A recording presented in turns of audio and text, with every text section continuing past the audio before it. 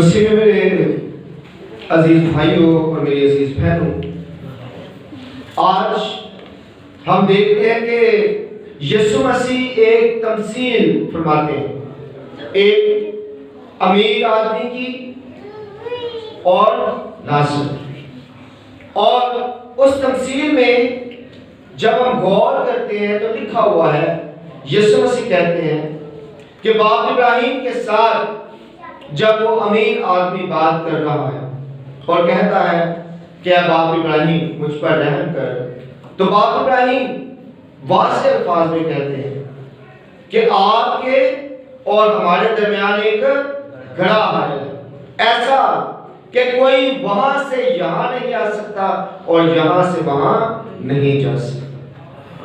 تو جب ایسا ہی ہے تو مرحوم ایمانداروں کے لیے دعا کیسے کی جا سکتی ہے؟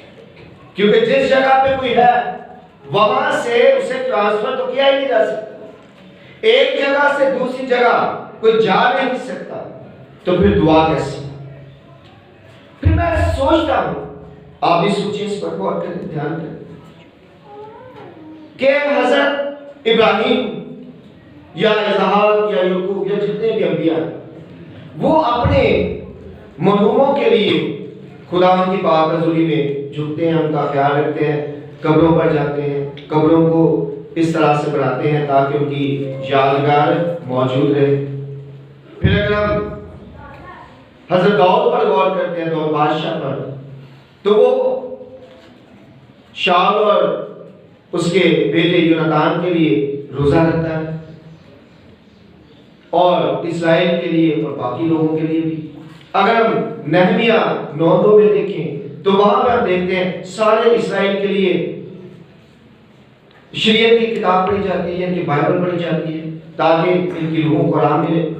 اگر ہم آگے بڑھیں تو ہم دیکھتے ہیں کہ حضرت پولس جو ہیں، سینٹ پول، وہ اونیسفرس اور اس کے گھرانے کے لیے دعا مانگتے ہیں کہ خدا ان قیامت کے دن ان پر رحم فرمائے۔ تو یہ جو انبیاء کر رہے ہیں، یہ رسول کر رہے ہیں اور ہم بھی کر رہے ہیں، اگر ایسا ہے ہی نہیں تو یہ کیوں کر رہے ہیں؟ جبکہ درمیان میں گڑھا حائل ہے اور ایک جگہ سے کوئی دوسری جگہ جا نہیں سکتا، تو پھر کیوں کر رہے ہیں یہ سارا کچھ؟ ہم کیوں ان لوگوں کے لیے دعا مانگ رہے ہیں؟ آج عارف گل صاحب جو ہیں خدا میں سو گئے ہیں، آج ہم دیکھ رہے ہیں کہ ہم ان کے لیے بھی دعا مانگ رہے ہیں کہ ان کی روح کو خدا آرام عطا فرمائے، جبکہ یسوع مسیح یہ کہہ رہے ہیں کہ کوئی اس جگہ سے اس جگہ نہیں جا سکتا۔ تو آج ہم نے اس تمثیل کو سمجھنا ہے۔ جب تک ہم کلام کو پراپر طریقے سے نہیں سمجھیں گے تب تک حقیقی معنوں میں ہم اس بات کو ہی نہیں سمجھ سکیں گے جو کلام ہمیں بتانا چاہ رہا ہے۔ تو ہم اس تمثیل کو سمجھنے سے پہلے اسی بات کی پہلی آیات میں جائیں گے، 12ویں آیت پہ ذرا غور کیجئے گا۔ یہاں پہ لکھا ہوا ہے، اور زر دوست مالدار فریسی ان سب باتوں کو سنتے ہی ناک چڑھا کر اسے ٹھٹھے میں اڑانے لگے۔ کس کو؟ یسوع مسیح۔ یسوع مسیح اپنے شاگردوں کو اور جتنے بھی وہاں پہ لوگ ہیں انہیں سکھا رہے ہیں، انہیں کلام بتا رہے ہیں، کلام ان تک پہنچا رہے ہیں، اور جو فریسی ہیں وہ کیا کر رہے ہیں؟ وہ یسوع مسیح کا مذاق اڑا رہے ہیں۔ کیا کر رہے ہیں؟ یسوع مسیح کا مذاق اڑا رہے ہیں، اس سے ٹھٹھوں میں اڑا رہے ہیں، اس کلام کی تحقیر کر رہے ہیں۔ جو کلام یسوع مسیح انہیں سنا رہے ہیں وہ اس کلام کی تحقیر کر رہے ہیں، اور یسوع مسیح کو نہیں بلکہ اس کلام کو ٹھٹھوں میں اڑا رہے ہیں، اور کہہ رہے ہیں کہ یہ دیکھو کیسی بہتی بہتی باتیں کرتا ہے یہ بندہ، اور اسے لوگ نبی مانتے ہیں، اسے لوگ مسیحا کہتے ہیں، اس کے پیچھے لوگ چلتے ہیں، جبکہ یہ جو باتیں کرتا ہے وہ ناقابل قبول ہے۔ یہ اکارڈنگ ٹو بائبل ہے ہی نہیں، اپنی طرف سے لگا ہوا یہ۔ تو یسوع مسیح جب ان کی یہ باتیں سنتے ہیں تو انہیں دکھ ہوتا ہے، وہ افسوس کرتے ہیں ان پر، اور پھر ایک تمثیل بیان کرتے ہیں۔ جب کبھی بھی کوئی تمثیل بیان کی جاتی ہے تو اس کے پیچھے کچھ کار فرما ہوتا ہے، کوئی ریزن ہوتی ہے جس کی وجہ سے وہ تمثیل بیان کی جاتی ہے، اور تمثیل ہمیشہ اس طرح سے بیان کی جاتی ہے کہ سمجھنے والے سمجھ جائیں، اور جو نہیں سمجھ سکتے ان کی سمجھ میں وہ کبھی بھی نہیں آ سکتے۔ تو یہاں پہ یسوع مسیح ایک امیر آدمی کی بات کرتے ہیں۔ اصل میں وہ امیر آدمی عام آدمی نہیں ہے، وہ ایک فریسی ہے، اور یسوع مسیح فریسی کے متعلق پہلے بات کرتے ہیں۔ یسوع مسیح چونکہ فریسی یسوع مسیح کو ٹھٹھوں میں اڑا رہے تھے، تو یسوع مسیح نے ایک فریسی کو لیا اور ایک طرف ایک سامری کو لے لیا، یعنی کہ غریب لازم، یا یوں کہیے کہ ایک عام ایماندار جو خدا پر بھروسہ رکھتا ہے، جو خدا پر یقین کرتا ہے۔ اور اس فریسی کو لے کر یسوع مسیح ایک تمثیل بیان فرماتے ہیں۔ وہ کہتے ہیں کہ وہ جو فریسی ہے، جس کا خیال یہ ہے کہ میں انتہائی نیک انسان ہوں، میں ہفتے میں 2 روزے رکھتا ہوں، میں خداوند کے پاک گھر میں جاتا ہوں، میں اپنے کپڑوں کو گند نہیں لگنے دیتا، میں اچھے اور بہترین کپڑے پہنتا ہوں، میرا اٹھنا بیٹھنا اچھے لوگوں میں ہے، اور میں یہ جو عام لوگ ہیں جو گندے ہیں ان کے پاس تو میں بالکل بھی جاتا نہیں، بلکہ ان کے پاس جانے کے بجائے میں وہ راستہ ہی بدل دیتا ہوں جہاں پہ یہ لوگ موجود ہوتے ہیں۔ یعنی کہ میں اگر سامریا سے گزرنا چاہوں تو میں وہاں سے نہیں گزروں گا، بلکہ میں اوپر سے ہو کر آتا ہوں تاکہ میں پلید نہ ہو جاؤں۔ اب وہ اپنے متعلق یہ سوچ رہا کہ میں تو پکا پکا باپ ابراہیم کی گود میں جاؤں گا۔ باپ ابراہیم کی گود جو ہے وہ اصل میں مرحوم ایمانداروں کے رہنے کی جگہ کو ظاہر کرتی ہے۔ تو اب کیا ہوتا ہے، یہ اپنے ذہن میں بنائے ہوئے کہ میں نے جانا ہے باپ ابراہیم کی گود میں، اور یہ جو لازر ہے یہ تو اس طرح کے لوگ ہیں جو حقیقی معنوں میں اس طرح سے نہیں چل رہے ہیں جیسے شریعت کہہ رہی ہے، تو ان لوگوں نے تو جانا ہے سیدھا دوزخ۔ تو یسوع مسیح اس کی سوچ کو اپنے الفاظ میں تمثیل کی صورت میں بیان کرتے ہیں کہ آپ کی جو سوچ ہے نا یہ بالکل غلط ہے، آپ جو سوچ رہے ہیں وہ کسی بھی صورت میں ٹھیک نہیں ہے۔ اور اس فریسی کو اور باقی بھی تمام فریسیوں کو یہ بتا رہے ہیں کہ وہ جو فریسی مرا، جب وہ دولت مند مرا تو کیا ہوا، وہ سیدھا کہاں چلا گیا، دوزخ میں چلا گیا، عذاب کی جگہ میں چلا گیا۔ اور وہ جو لازر ہے جس کے متعلق فریسی سوچتا ہے کہ اس نے کبھی بھی جنت میں نہیں جانا، وہ باپ ابراہیم کی گود میں موجود ہے۔ اور وہاں پہ پھر یہ جو فریسی ہے یہ دیکھتا ہے باپ ابراہیم اور ایک دم باپ ابراہیم کی طرف دھیان کر کے باپ ابراہیم کو متوجہ کرتا ہے اپنی طرف، کہتا ہے اے باپ ابراہیم، یعنی کہ کیا کر رہا ہے یہ باپ ابراہیم کو کہہ رہا ہے کہ آپ سے ہو گئی ہے غلطی، آپ کو پتہ ہی نہیں چلا، اور بھائی میں ہوں جس نے آنا تھا باپ ابراہیم کی گود میں، آپ لے کس کو آئے؟ یہ لازر یہ تو اپنی پوری زندگی ایک دفعہ نماز بھی نہیں پڑھ سکا، اور یہ تو وہاں پہ پڑا ہوا تھا دروازے پر، اس کے تو جسم سے خون بہتا تھا، اس کے اندر تو عجیب سی بیماری تھی، یہ تو بیماری میں مبتلا تھا، پھٹے پرانے کپڑے پہنے، یہ تو کبھی پاکیزگی کو حاصل ہی نہیں کر پایا، یہ تو کبھی پاک رہا ہی نہیں، یہ تو پوری زندگی ناپاک رہا۔ باپ ابراہیم یہ فرشتوں سے غلطی ہو گئی، کسی کو وہاں پہ لے کے جانا تھا اور وہاں نہیں پہنچایا، اور کسی کو یہاں پہ لانا تھا اور یہاں نہیں رکھا۔ آپ ذرا دھیان دیں، میں ہوں وہ جو روزے رکھتا ہوتا تھا، میں ہوں وہ جو نمازیں پڑھتا ہوتا تھا، میں ہوں وہ جو شریعت پر عمل کیا کرتا تھا، اور آپ نے کس کو کہاں پہ پہنچا دیا؟ آپ نے اس ناصر کو وہاں پہ پہنچا دیا جو کہ ہر وقت گندگی میں رہتا تھا اور جس کے پاس سے میں گزرنا نہیں چاہتا تھا۔ آپ نے اسے اپنے پاس بلا لیا ہے، یہ فرشتوں کو بتائیں، انہیں سمجھائیں اور جگہ کو بدل ڈالیں۔ اور اس کے بعد کیا ہوتا ہے؟ باپ ابراہیم تو جانتا ہی ہے کہ یہ کہہ رہا ہے، تو باپ ابراہیم اس کے ساتھ بات کرتے ہیں اور کہا جاتا ہے کہ آپ نے اپنی زندگی میں اچھی چیزوں کو حاصل کر لیا اور اس میں بری چیز۔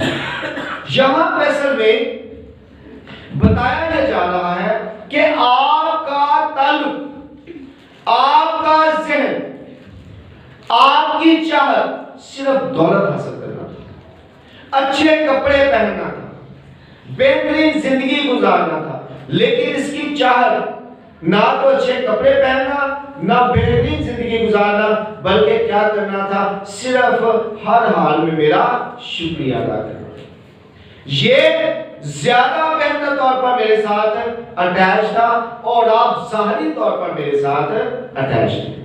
آپ کی جو میرے ساتھ محبت ہے وہ لوگوں پر صرف ظاہر کرنے والی تھی، لوگوں کو بتانے والی تھی کہ دیکھو میں کتنا زیادہ شریعت پر عمل کرتا ہوں۔ آپ صرف لوگوں کو بتانے کے لیے کام کرتے تھے اور یہ حقیقی معنوں میں میرے ساتھ محبت رکھتا تھا۔ اسے دکھ میں تھا، مصیبت میں تھا، بیماری میں تھا، لیکن میرا شکر گزار تھا۔ اور آپ تو سارا ٹائم دولت کے متعلق سوچتے تھے، آپ تو ہر وقت اپنے کپڑوں کے متعلق سوچتے تھے، آپ تو ہر وقت بڑی بڑی چیزوں کے متعلق سوچتے تھے۔ آپ کا تعلق صرف دنیا کی چیزوں کے ساتھ تھا، لیکن اس کا تعلق میرے سے۔ یہاں پہ اصل میں باپ ابراہیم سے یہ بتاتے ہیں۔ اور پھر اگلی جو بات ہے جسے ہمیں آج پورے طور پر سیکھنا ہے وہ یہ ہے کہ پھر باپ ابراہیم کہتے ہیں کہ ایک اور بات بھی ہے۔ ایک تو یہ بات ہے کہ آپ کی سوچ وہ والی نہیں تھی جس سے لوگ جنت میں جا سکتے ہیں۔ آپ کی سوچ دنیاوی تھی، آپ دنیاوی چیزوں سے محبت رکھتے تھے۔ آپ کی دوستی صرف دولت کے ساتھ تھی، آپ کی دوستی صرف ان چیزوں کے ساتھ تھی جو دنیا میں موجود ہیں۔ آپ کی دوستی میرے ساتھ تھی ہی نہیں۔ اور آپ میرے نام پر پیسے کما رہے تھے، آپ میرے نام پر اچھے اچھے کپڑے پہن رہے تھے، آپ میرے نام پر اچھی گاڑیوں میں گھوم رہے تھے۔ بے شک آپ گاڑیاں نہیں تھے، آج کے بات کر رہے تھے۔ تو جو کچھ بھی آپ کر رہے تھے کر میرے نام سے رہے تھے، لیکن کر اپنے لیے رہے تھے، میرے لیے نہیں کر رہے، میرے لیے کچھ نہیں کر رہے۔ لیکن یہ جو غریب ناصر ہے، یہ جو بھی کر رہا تھا کچھ بھی نہیں تھا اس کے پاس بے شک، لیکن ایمان تھا اور اس نے اپنے ایمان کو قائم رکھا ہوا تھا۔ اور آپ دونوں کے درمیان ایک بڑا گڑھا ہے، ایک بڑا گڑھا ہے کہ کوئی اس جگہ سے اگر وہاں آنا چاہے تو وہاں نہیں آ سکتا۔ اس کا کیا مطلب ہے؟ کیا مرحوموں کے لیے دعا نہیں کرنی چاہیے؟ اصل بات کیا ہے؟ اصل بات ہے ہمیں اس کو سمجھنے کے لیے متی 12:31 پہ جانا پڑے گا، اور وہاں پہ لکھا ہوا ہے انسان کا ہر گناہ اور غلطی اس سے معاف کی جائے گی، اس زمانے میں بھی اور آئندہ۔ لیکن جو روح کے خلاف گناہ ہوگا وہ کبھی معاف نہیں کیا جائے گا۔ اصل میں یسوع مسیح یہاں پہ اس فریسی کو یہ بتانا چاہتے ہیں کہ آپ کا گناہ جو ہے وہ روح کے خلاف گناہ ہے، آپ کا گناہ نہیں معاف ہو سکتا، آپ اس جگہ سے دوسری جگہ جا نہیں سکتے چاہے کچھ بھی ہو سکے، چونکہ آپ کا گناہ وہ والا گناہ نہیں ہے جو عام گناہ ہوتے ہیں جن کی معافی ہو سکتی ہے۔ آپ کا گناہ ہے کلام کے خلاف، آپ نے کلام کو ٹھٹھوں میں اڑایا، آپ نے کلام کی تحقیر کی ہے، میں کلام سنا رہا ہوں اور آپ میرا مذاق اڑا رہے ہیں۔ میں کیا سنا رہا ہوں؟ کلام سنا رہا ہوں اور آپ میرا کیا اڑا رہے ہیں؟ مذاق اڑا رہے ہیں۔ تو جو کلام کا مذاق اڑاتے ہیں ان کے لیے کوئی بھی دعا اثر نہیں کرتی۔ وہ یقینی طور پر اگر دوزخ میں ہے تو دوزخ سے جنت میں جا نہیں سکتے۔ وہ آرام کی جگہ کبھی بھی حاصل نہیں کرتے ہیں، اس لیے کیونکہ وہ کلام کا مذاق اڑاتے ہیں۔ کلام کو صحیح طور پر سمجھنے کی بجائے الٹے طریقے سے اس کو سمجھنے کی کوشش کرتے ہیں۔ تو یسوع مسیح اصل میں یہاں پہ یہ بتا رہے ہیں کہ سارے گناہ معاف ہو سکتے ہیں لیکن یہ والا گناہ معاف نہیں ہو سکتا۔ اگر آپ مقدسین کا مذاق اڑائیں، مقدسہ مریم کے متعلق ناحق باتیں کہیں، رسولوں کے متعلق ناحق باتیں کریں، انبیاء کے متعلق ناحق باتیں کریں، ان کا مذاق اڑائیں، ان کے متعلق الٹی الٹی باتیں کریں، تو یقین کیجئے یہ وہ گناہ ہے جو کبھی بھی معاف نہیں ہو سکتا۔ یہاں پہ اصل میں یہ اور بات بتائی جا رہی ہے جس کو سمجھنے کے لیے بہت زیادہ سوچ اور حکمت کی ضرورت ہے۔ خدا سے عقل مانگنے کی ضرورت ہے، حکمت اور دانائی مانگنے کی ضرورت ہے کہ اے خدا اس تمثیل کو مجھے سمجھنے کی توفیق عطا فرما۔ تو پھر جا کے اس بات کی سمجھ آتی ہے کہ یہاں پہ یسوع مسیح اصل میں یہ نہیں کہہ رہے کہ آپ مرحوم کے لیے دعا نہیں کر سکتے ہیں، اس پر دعا کا اثر نہیں ہوگا یا اس کی روح کو سکون نہیں ملے گا، ایسی کوئی بھی بات نہیں کر رہے ہیں۔ اصل میں وہ یہ کہہ رہے ہیں کہ وہ لوگ جو کلام کے خلاف کام کرتے ہیں، وہ لوگ جو مقدسین کے خلاف کام کرتے ہیں، وہ لوگ جو انبیاء کے خلاف کام کرتے ہیں یا ان کے متعلق کوئی بھی غلط بات کرتے ہیں، ان کا گناہ قائم رہتا ہے اور وہ کبھی بھی معاف نہیں ہو سکتا۔ ان کے درمیان گڑھا حائل ہو جاتا ہے اور وہ اس جگہ کو پار نہیں کر سکتے۔ اس لیے انسان کو اپنی زندگی میں ان باتوں پر سوچنے کی ضرورت ہے۔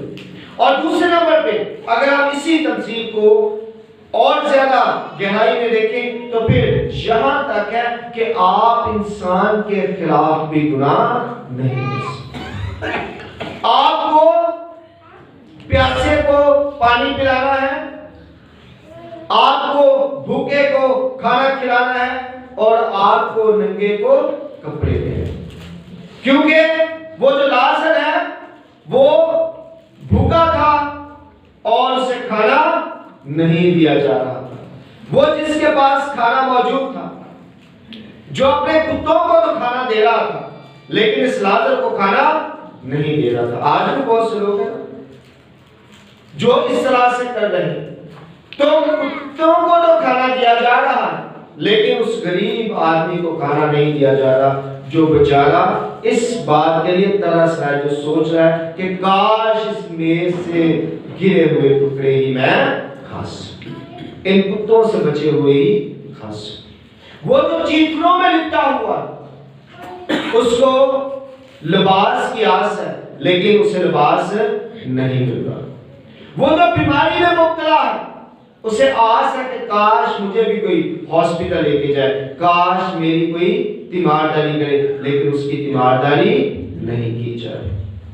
تو آج یسوع مسیح ہمیں یہ بتانا چاہتے ہیں کہ اگر آپ چاہتے ہیں کہ آپ ہمیشہ کی زندگی حاصل کریں تو پھر آپ کو یہ کرنا پڑے گا، آپ کو بیماروں کا خیال رکھنا پڑے گا، آپ کو غریبوں کی طرف دھیان دینا پڑے گا، آپ کو پیاسے کو پانی پلانا پڑے گا، آپ کو بھوکے کو روٹی کھلانی پڑے گی۔ اور اگر آپ یہ سارا کچھ نہیں کرتے اور صرف یہی سوچتے ہیں کہ میں نمازیں بھی پڑھ رہا ہوں، میں روزے بھی رکھ رہا ہوں، میں بڑا نیک پاک ہوں اور میں سیدھا جنت میں جاؤں گا، تو پھر آپ احمقوں کی جنت میں رہتے ہیں۔ آپ کو نہیں پتا کہ آپ جب تک انسان سے محبت نہیں کریں گے خدا کے ساتھ آپ کی محبت پوری نہیں ہو سکے۔ یہ لازمی باتیں ہیں جنہیں آج ہمیں سیکھنے کی ضرورت ہے۔ آج جن پر ہمیں دھیان دینے کی ضرورت ہے. آج ہم جنت میں جانے کے لیے جس طرح وہ فریسی سوچ رہا تھا نا جنت میں جانے کا طریقہ، ہم نے بھی اسی طرح کا طریقہ سوچا ہوا ہے کہ ہم جنت میں چلے جائیں گے. لیکن یسوع مسیح آج ہمیں بتا رہے ہیں کہ جنت میں جانے کا طریقہ یہ نہیں ہے جو آپ نے سوچا ہوا ہے، بلکہ اس میں جانے کا طریقہ کچھ اور ہے. اس پر دھیان دینا شروع کریں، اس پر غور کرنا شروع کریں. اور اگر آپ اس پر غور نہیں کریں گے تو پھر درمیان میں گڑھا حائل رہے گا. آپ کسی بھی صورت میں ایک جگہ سے دوسری جگہ نہیں جا سکیں گے. کئی دفعہ لوگ اس تمثیل کو ان معنوں میں لے لیتے ہیں کہ جی دعا نہیں کرنی چاہیے. دعا کرنی چاہیے، ضرور کرنی چاہیے، کیونکہ میں کئی دفعہ کہتا ہوں کہ دعا جسم کو نہیں روح کو سکون دیتی. دعا کس کو سکون دیتی ہے؟ آپ یہاں آئے ہیں تو روح کے سکون کے لیے آئے. تو جب کوئی شخص یہاں سے چلا جاتا ہے تو کون رہ جاتی ہے؟ باقی روح. تو جب آپ دعا کرتے ہیں تو سکون کس کو ملے گا؟ روح.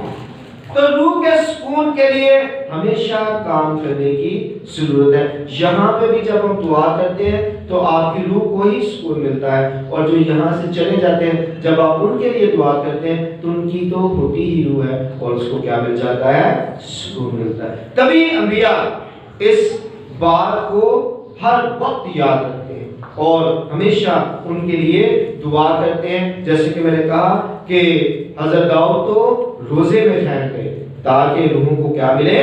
سکون ملے. آج میں بائبل کو صحیح طور پر سمجھنے کی ضرورت ہے. اس طرح سے نہیں جیسے کہ سمجھایا جا رہا ہے، بلکہ اس طرح سے جیسے خدا چاہتا ہے کہ ہم سمجھیں، تاکہ پورے طور پر پراپر طریقے سے بائبل کو سمجھ کر ہم خدا کی پاک مرضی کے مطابق اس میں بڑھے اور ترقی پاتے جائیں. خدا مجھے اور آپ کو اپنے کلام کے مطابق عمل کرنے کی ہدایت کرتا ہے.